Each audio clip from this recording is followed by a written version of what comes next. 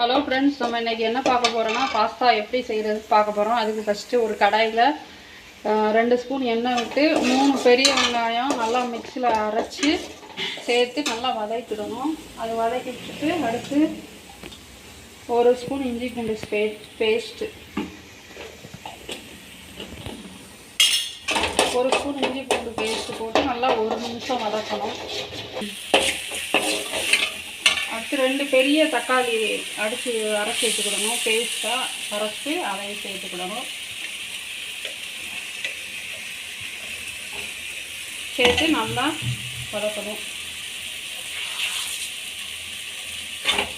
நல்லா பச்சை வாசம் போகிற அளவு நல்லா வதக்கிடணும். தக்காளி நல்லா வதங்கிருச்சு. அடுத்து வந்துட்டு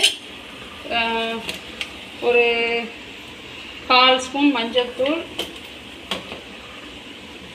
கரம் மசாலா ஒரு 1/2 ஸ்பூன், மிளகாத்தூள் வந்து ஒரு 1/2 ஸ்பூன் சேர்த்து நல்லா வதக்கணும்.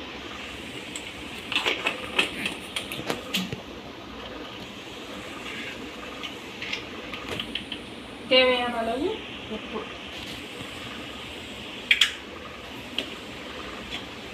சேர்த்து நல்லா வதக்கணும்.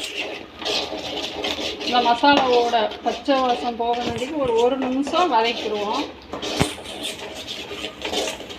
மசாலாவோட பச்சை ஸ்மெல்லாம் போயிடுச்சு. அடுத்து 200 கிராம் பாஸ்தா, நல்லா 200 கிராம் பாஸ்தாவை வேக வச்சு எடுத்து வச்சுருக்கேன். இதை வந்து இது கூட சேர்த்துக்கலாம்.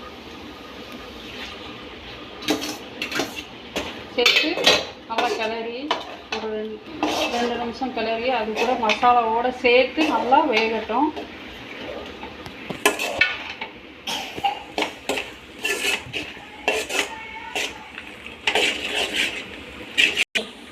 அடுத்து ஒரு 8 ப்ரெட்டு வந்து நல்லா பிச்சு போட்டு வச்சு உள்ளே சேர்த்துக்கிடுவோம்.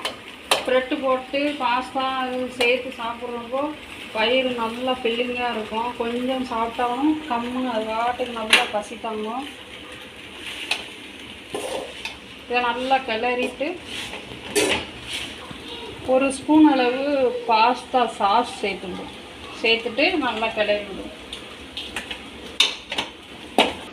1 ஸ்பூன் சுகர் சேர்த்துக்கிடுவோம். அப்போ தான் நல்லாயிருக்கும். குழந்தைங்கள்லாம் விரும்பி சாப்பிடுவாங்க. அந்த இனிப்பு டேஸ்ட்டோடு இருக்கும், நல்லாயிருக்கும்.